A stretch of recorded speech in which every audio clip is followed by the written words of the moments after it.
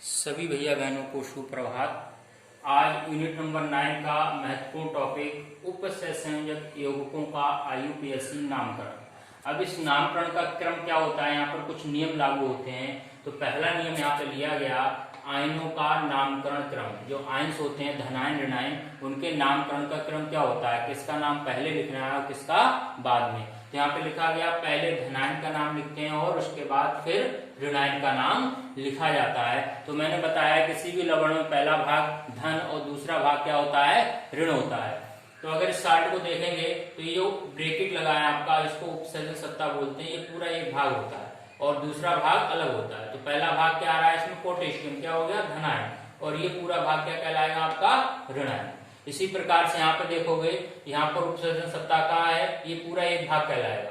तो पहला भाग क्या आ गया, धन, और दूसरे भाग में क्या चला गया आपका, Cl क्लोराइड। तो ये क्या हो गया आपका, ऋणायन। तो इस तरह से हमें पहले ध्यान रखना है, धनायन का नाम हमेशा पहले आता है और ऋणायन का नाम हमेशा बाद में आता है। दूसरा नियम क्या है, उपसंयोजक सत्ता का नामकरण। अब जो ब्रैकेट के अंदर की चीजें हैं, इनका नामकरण किस प्रकार से किया जाता है। तो इस ब्रैकेट उपसर्जन सत्ता के अंदर मैंने बताया आपको मात्र दो ही चीजें होती हैं। पहला भाग जो होता है केंद्रीय धातु परमाणु या आयन होता है, और जो दूसरा भाग होता है, जितने भी होंगे उसके आगे केंद्रीय धातु आयन की जितनी भी स्पीसीज होंगी वो सब लिगेंड्स होती हैं और साथ में उनकी संख्या हो सकती है। तो कैसे लिखेंगे, तो सर्वप्रथम लिगेंड की संख्या, सर्वप्रथम जो लिगेंड होंगे धातु के आगे उनकी संख्या लिखनी है। फिर लिगेंड का नाम अंग्रेजी वर्णमाला के क्रम, अगर एक से अधिक प्रकार के लिगेंड हैं तो अंग्रेजी वर्णमाला के क्रम में उनका नाम लिखा जाएगा। उसके बाद केंद्रीय धातु परमाणु का नाम लिखते हैं, उसके बाद केंद्रीय धातु परमाणु का नाम लिखते हैं। फिर उसके बाद केंद्रीय धातु परमाणु की ऑक्सीकरण संख्या रोमन अंक में कोष्टक के अंदर लिखते हैं।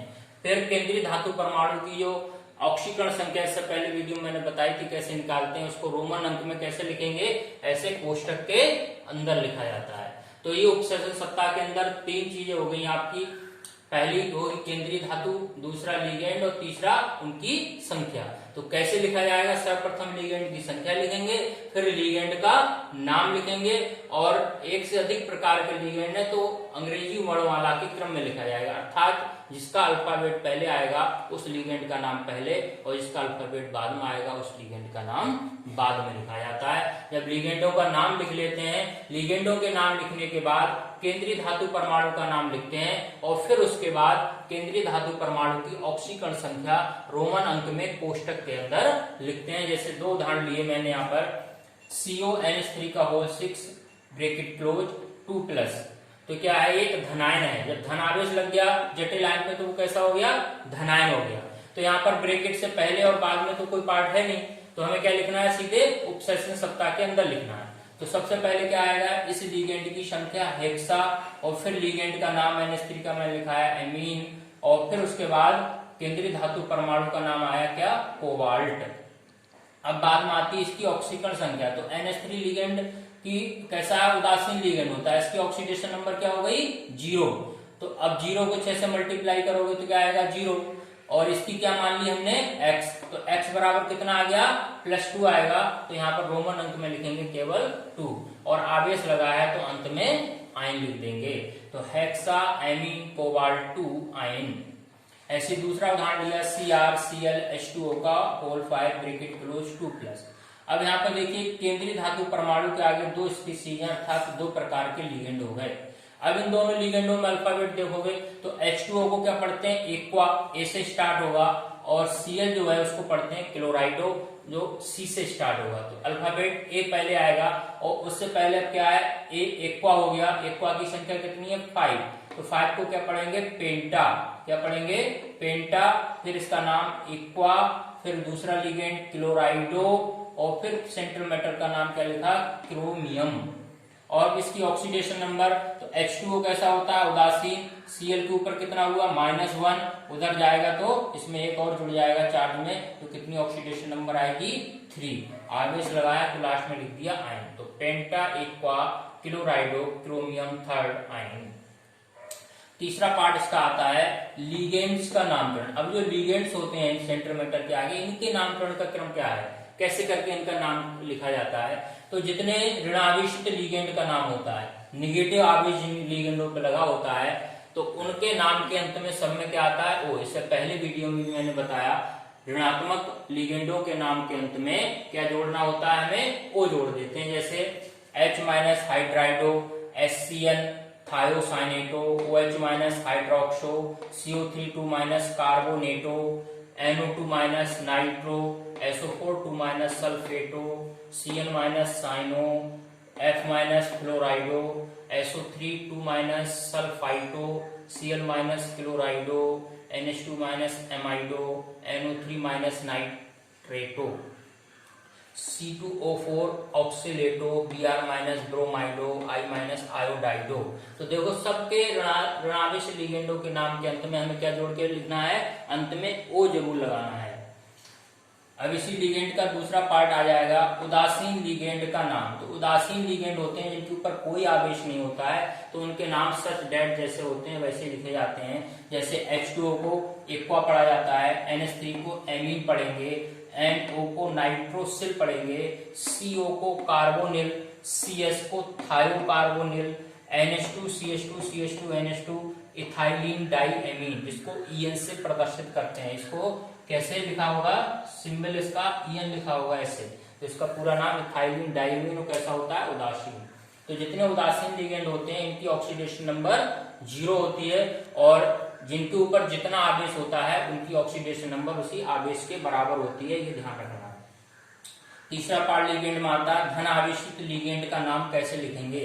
तो जितने भी धनावेशित लिगेंड होंगे जिन पे पॉजिटिव चार्ज होगा, उनके नाम के अंत में EM जोड़ देते हैं। क्या जोड़ देते हैं, EM, IUM।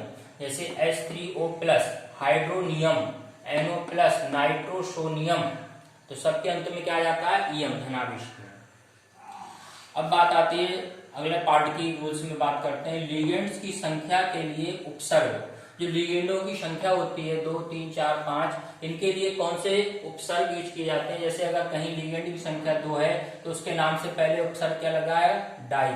3 के लिए ट्राई, 4 के लिए टेट्रा, 5 के लिए पेंटा, 6 के लिए हेक्सा। इस तरह से इन उपसर्गों का प्रयोग किया जाता है। नोट है यहाँ पर, जिन लिगेंडों के नाम में पहले से ही डाई, ट्राई, टेट्रा शब्द उपस्थित होते हैं उनके लिए अलग से उपसर्ग प्रयोग होते हैं। जैसे ये है इथाइलिन डाइएमीन। देखो अब यहाँ पर डाई में क्या है, डाई आ गया ना इसके नाम में।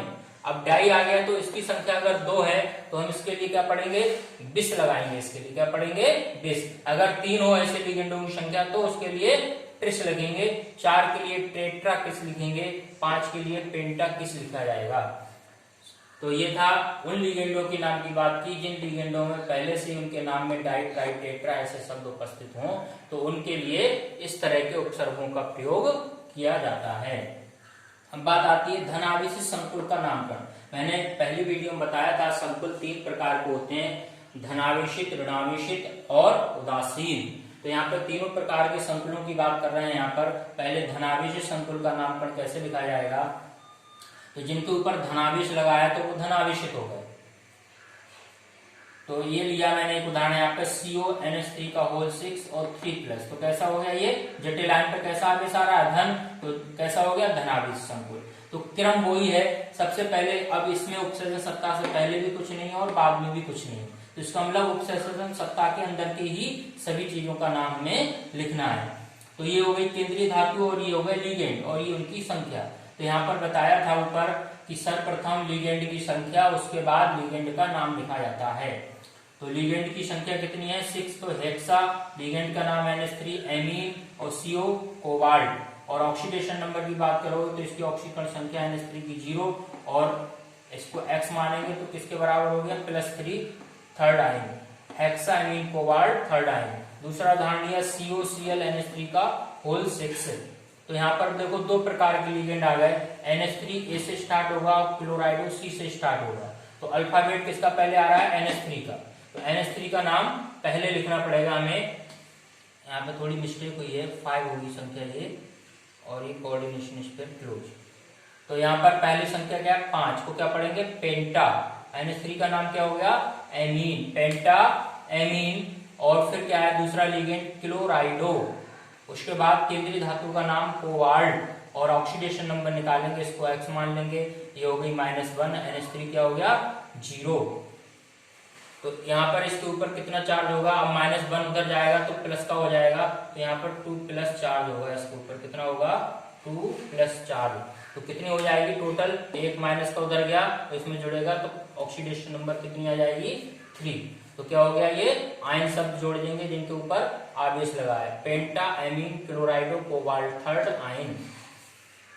ऐसे उदासीन संकुल के नामकरण की बात करो जिन पर कोई आवेश नहीं होता है, जैसे NiCO का होल 4, तो इसमें लिगेंड CO हो गया, उसकी संख्या क्या है 4, टेट्रा, इसका नाम कार्बोनिल। और Ni धातु का नाम क्या होगा निकेल, ऑक्सीडेशन नंबर क्या आएगी 0।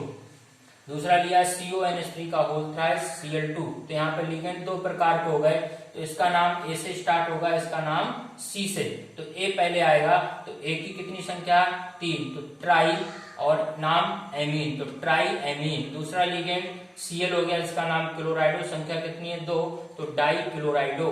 उसके बाद केंद्रीय धातु का नाम CO को क्या पढ़ते हैं कोबाल्ट, ऑक्सीडेशन नंबर निकालोगे यहाँ पर तो कितनी आएगी इसमें आपकी, ये हो गया Cl2, यहाँ पर कितना होगा इसके ऊपर -1 चार्ज होगा, Cl के ऊपर कितना चार्ज हो गया -1। NH3 कैसा हो गया 0, तो यहाँ पर कितने लेंगे हम 3 ले लेंगे, Cl3। तो कितनी हो जाएगी इसकी ऑक्सीडेशन नंबर 3, Cl ये तो 0 हो गया, इससे कोई मतलब नहीं हुआ, तो Cl के ऊपर -1, 3 से गुणा करोगे -3 उधर जाएगा तो +3, कितना हो गया ये कोबाल्ट थर्ड हो गया।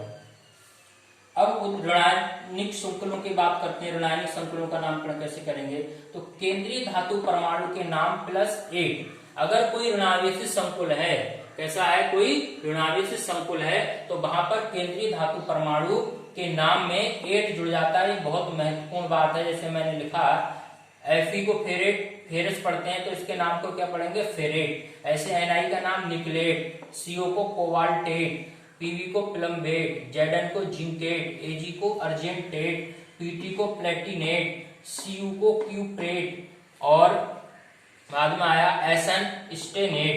तो सभी धातुओं के नाम में ऋणात्मक संकुलों में 8 जुड़ जाता है, इसका विशेष ध्यान रखना है सभी भैया बहनों को। जैसे यहाँ पे लिया K4FeCl का होल 6 उदाहरण, क्या है K4FeCl का होल 6 एग्जाम्पल में देखो, तो पहला भाग क्या हो गया धन, और दूसरा भाग कैसा हो गया इसका ऋण। तो धन का नाम पहले लिखेंगे, अब ध्यान रखना है यहाँ पे K4 है तो टेट्रा पोटेशियम नहीं लिखना है, संख्या नहीं लिखनी है धनायन में, तो केवल पोटेशियम आएगा। और फिर सत्ता के अंदर क्या है ऋणावेशित भाग हो गया, तो यहाँ पर जटिल आयन पर ऋणावेश हो गया, तो ये कैसा हो गया ऋणायनिक संकुल। तो potassium hexacyano, potassium hexacyano, फिर क्या आएगा आपका केंद्रीय धातु का नाम क्या है फेरेट, फेरेट, अंत में क्या लग गया देखिए यहाँ पर 8 जुड़ गया, पोटेशियम हेक्सासाइनो फेरेट। ऐसे दूसरा है यहाँ पर di aqua tetra, di aqua tetra chlorido ferrate. तो यहाँ पर लिगेंड है, यहाँ पर संकुल मिट गया, ये लिख देता हूं Fe, और ये हो जाएगा आपका क्लोराइडो और डाई एक्वा H2O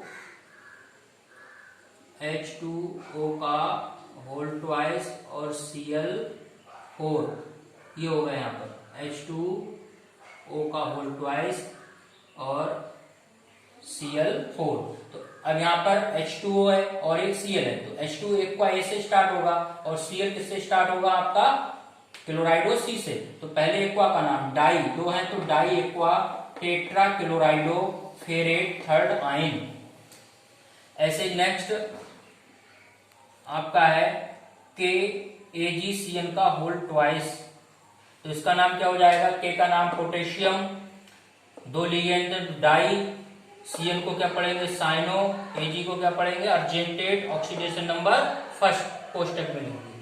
तो इस तरह से ये था कुछ उप सेशन के युवकों के IUPAC नामकरण से संबंधित नियमों को ध्यान से नोट करेंगे इनको अपनी कॉपी में। और जो NCERT बुक है आपकी, उसमें जहां जहां IUPAC नाम लिखे होंगे लिखने को, उन सूत्रों को नोट करके IUPAC नाम लिखने की प्रैक्टिस करेंगे। जितनी अधिक प्रैक्टिस करेंगे उतने अच्छे से इनको सीख सकते हैं। सभी भैया बहनों का दिन मंगलमय हो। अपने नोट्स स्क्रीनशॉट लेकर कंप्लीट करें।